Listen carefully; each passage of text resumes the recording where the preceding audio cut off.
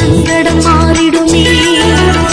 பூமுகத்தை பார்த்து விட்ட பூங்காரி மாரியம்மா சீமனத்தை வாழ வைப்பா நம்ம தாய் மாரியம்மா.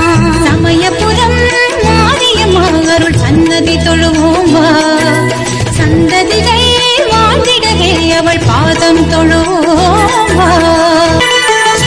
உன்னாமம் சொல்லி சொல்லி நான் பாட வேண்டுமே உன் கோயில் சுத்தி சுத்தி நான் வாழ வேண்டுமே.